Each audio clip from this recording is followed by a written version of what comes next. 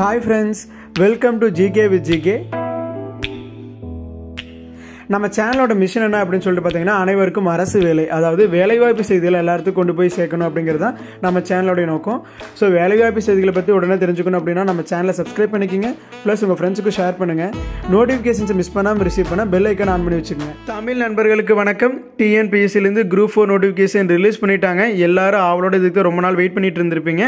இன்றைக்கி அதாவது பார்த்தீங்கன்னா January 30, 2024 இன்றைக்கி தான் இந்த நோட்டிஃபிகேஷன் ரிலீஸ் பண்ணியிருக்காங்க.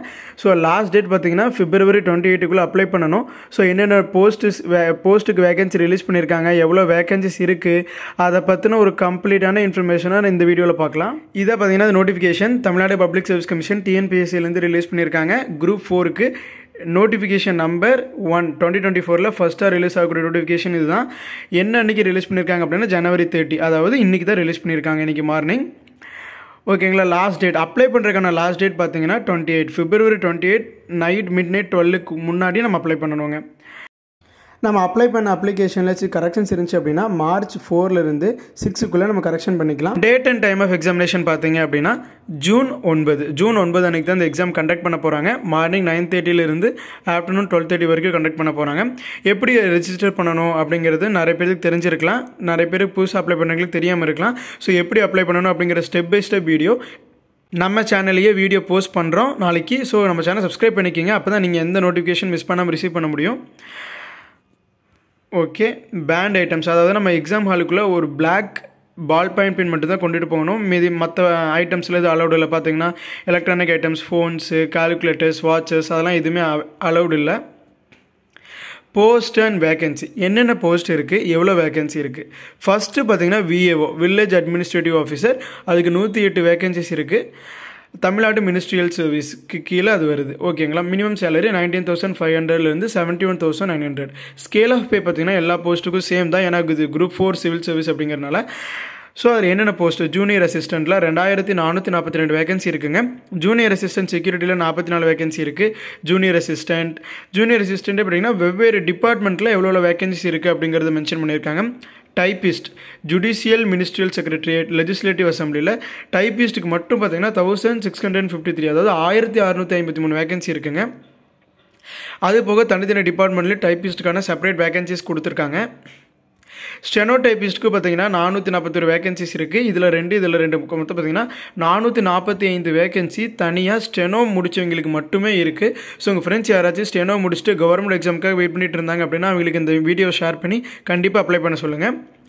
பர்சனல் அசிஸ்டன்ட் டு சேர்மேன், அதுக்கு ஒரு வேகன்சி இருக்குது. பர்சனல் கிளர்க்கு 2 வேகன்சி இருக்குது. Secretary 4 vacancy. Executive 34 vacancy. Junior executive, receptionist, milk recorder, laboratory lab அசிஸ்டண்ட்டுக்கு பார்த்தீங்கன்னா இதுலேயே நம்ம வேகன்சி ஃபில் பண்ண போகிறாங்க. 25 வேகன்சிஸ் இருக்குது.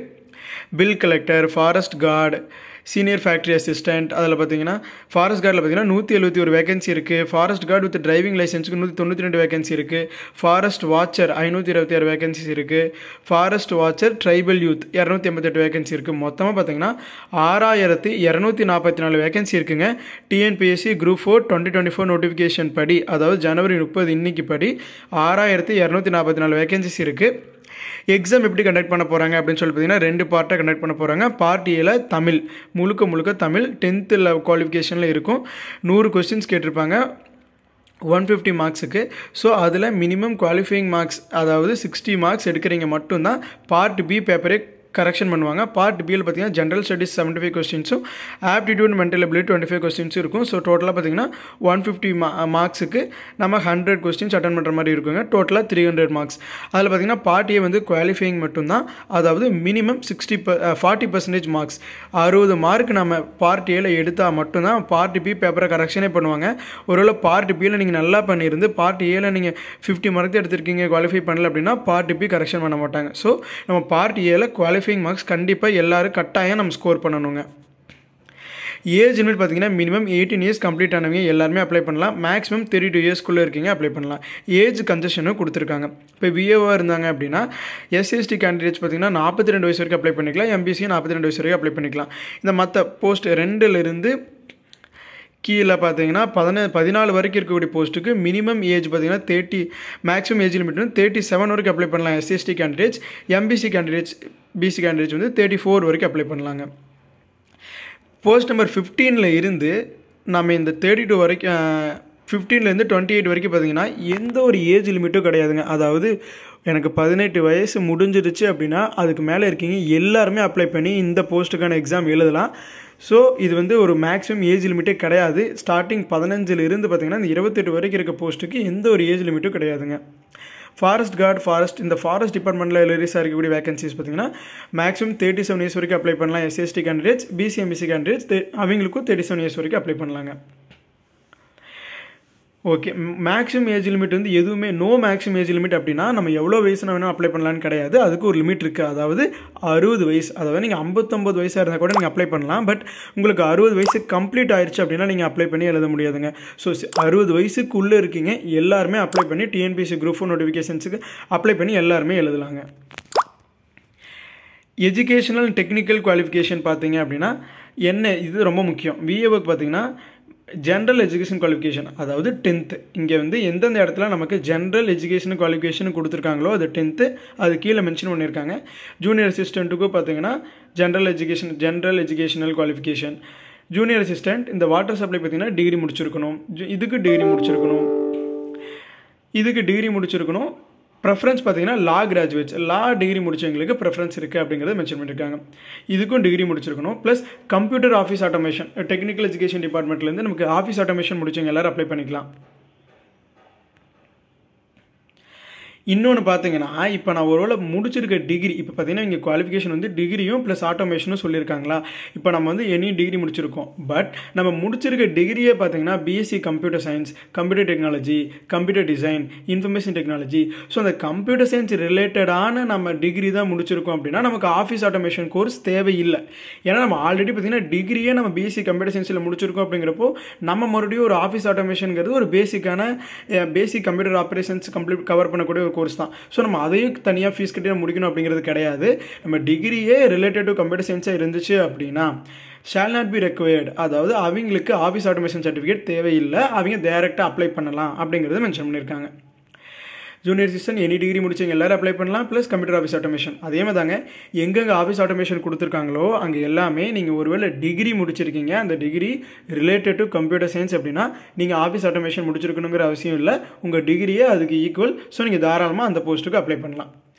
டைப்பிஸ்ட்டுக்கு பார்த்தீங்கன்னா 10th முடிச்சு ப்ளஸ் ஹையர், அதாவது தமிழ் அண்ட் இங்கிலீஷில் ஹையர் கிரேட் முடித்தவங்க, ஓகேங்களா, ஹையர் கிரேட் முடிச்சிருக்கணும். ஆஃபீஸ் ஆட்டோமேஷன் முடிச்சவங்களும் அப்ளை பண்ணலாம். சேம் கம்ப்யூட்டர் சயின்ஸில் தான் டிகிரி முடிச்சிருக்கீங்க அப்படின்னா ஆஃபீஸ் ஆட்டோமேஷன் தேவை கிடையாது. டைப்பிஸ்ட் இதுவும் ஜென்ரல் எஜுகேஷன் குவாலிஃபிகேஷன். டைப்பிஸ்ட் எல்லாத்துக்கும் பார்த்தீங்கன்னா காமனாக இதுதான். 10th முடிச்சிருக்கணும். டைப் ரைட்டிங்கில் தமிழ் அண்ட் இங்கிலீஷில் ஹையர் முடிச்சிருக்கணும். ஆஃபீஸ் ஆட்டோமேஷன் கோர்ஸ் முடிச்சிருக்கணும். ஆஃபீஸ் ஆட்டோமேஷன் கோர்ஸ் யாருக்கு தேவையில்லை அப்படின்னா நான் டிகிரியே கம்ப்யூட்டர் சயின்ஸில் தாங்க பண்ணியிருக்கேன் அப்படிங்கிறவங்களுக்கு ஆஃபீஸ் ஆட்டோமேஷன் சர்டிஃபிகேட் தேவையில்லை. ஸோ இதை பார்த்தீங்கன்னா டைப்பிஸ்ட்டுக்கு உண்டான எல்லா ஜென்ரல் எஜுகேஷன் குவாலிஃபிகேஷனும் இதே தான். உங்களுக்கு நமக்கு எதுவும் மாற போகிறது இல்லைங்க. ஸ்டெனோக்கு பார்த்தீங்க அப்படின்னா சேம், அதாவது டெக்னிக்கல் எக்ஸாமினேஷன் முடிச்சிருக்கணும் ப்ளஸ் ஸ்டெனோ முடிச்சவங்க. ஆக்சுவலாக இங்கே நேம்லேயே கொடுத்துருக்காங்க ஸ்டெனோ டைப்பிஸ்ட்டுன்னு சொல்லிட்டு. ஸோ ஸ்டெனோவில் ஹையர் முடிச்சவங்க தமிழ் அண்ட் இங்கிலீஷில் அவங்க அப்ளை பண்ணலாம். ஆஃபீஸ் ஆட்டோமேஷன் முடிச்சவங்களும் அப்ளை பண்ணலாம்.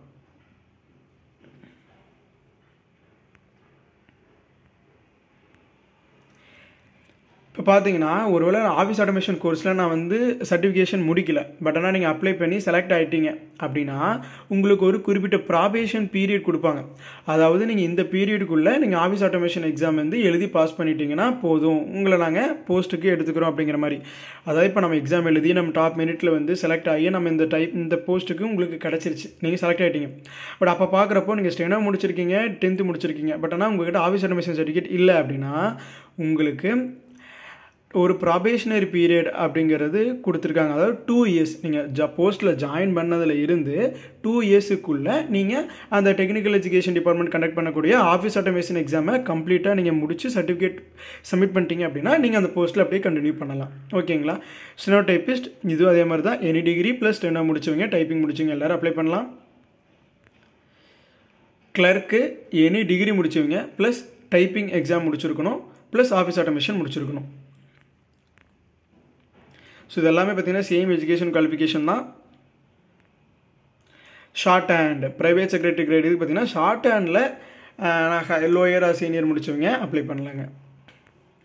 ஸோ இது காமனாக எல்லாத்துக்கும் ஒரே ஜென்ரல் குவாலிஃபிகேஷன் தான். மில்க் ரெக்கார்டர் பார்த்தீங்கன்னா எக்ஸ்ட்ரா கோஆப்ரேட்டிவ் ட்ரைனிங் முடிச்சிருக்கணும். லேப் அசிஸ்டண்ட்டுக்கு கண்டிப்பாக அந்த ரெலவெண்ட் ஃபீல்டு, அதாவது ஃபிசிக்ஸ், கெமிஸ்ட்ரி அந்த இதில் இப்போது ஹெச்எஸ்சி இப்போ நான் 12th வந்து நீங்கள் அந்த குரூப் படிச்சிருக்கணும். இப்போ நீங்கள் லேப் அசிஸ்டண்ட்டாக நீங்கள் ஒரு கெமிக்கல் லெபரட்டரியில் ஒர்க் பண்ண போகிறீங்க அப்படின்னா நீங்கள் 10th வரைக்கும் தான் முடிச்சிருக்கீங்கன்னா நீங்கள் அப்ளை பண்ண முடியாது. ஸோ 12th வரைக்கும் கம்ப்ளீட்டாக இருக்கணும். ப்ளஸ் நீங்கள் 12th எடுத்த குரூப்பில் இந்த கெமிஸ்ட்ரி, பயாலஜி, ஃபிசிக்ஸ், கெமிஸ்ட்ரி உங்களோட சப்ஜெக்டாக இருக்கணும் அப்படிங்கிறத மென்ஷன் பண்ணியிருக்காங்க. பில் கலெக்டர் 10th தான். சீனியர் எஜுகேஷன் குவாலிஃபிகேஷன் ஐடிஐ முடிச்சவங்க எல்லோரும் அப்ளை பண்ணலாம். ஃபாரஸ்ட் கார்டு 12th முடிச்சவங்க ப்ளஸ் இந்த சப்ஜெக்ட்லாம் உங்களோட 12th இருந்திருக்கணும். இதே வித் டிரைவிங் லைசன்ஸ்னால் உங்களுக்கு எக்ஸ்ட்ரா பார்த்தீங்கன்னா டிரைவிங் லைசன்ஸ் இருக்கணும். ப்ளஸ் நீங்கள் வந்து ஒரு பேசிக்கான நாலேஜ், ஆட்டோமொபைலில் ஒரு பேசிக்கான நாலேஜ் இருக்கணும் அப்படிங்கிறது மென்ஷன் பண்ணியிருக்காங்க. கவர்மெண்ட் ஆஃப் தமிழ்நாட்டிலேருந்து ரிலீஸ் பண்ணிருக்கக்கூடிய ஃபர்ஸ்ட் எய்ட் சர்டிஃபிகேட் உங்களுக்கு வேணும் அப்படிங்கிறத மென்ஷன் பண்ணியிருக்காங்க. Forest watcher any degree, education 10th முடிச்சவங்க, ஃபாரஸ்ட் வாட்சர் ட்ரைபல் 10th முடிச்சவங்க, 10th முடிச்சவங்க எல்லாருமே அப்ளை பண்ணலாங்க இந்த போஸ்ட்லாம். ஓகே, அதான் முன்னாடியே சொன்னேன் பார்த்தீங்களா, மினிமம் ஜென்ரல் எஜுகேஷன் குவாலிஃபிகேஷன் அப்படிங்கிறது பார்த்தீங்கன்னா எஸ்எஸ்எல்சி தான். அதாவது 10th முடிச்சவங்க எல்லாரும் அப்ளை பண்ணலாம்.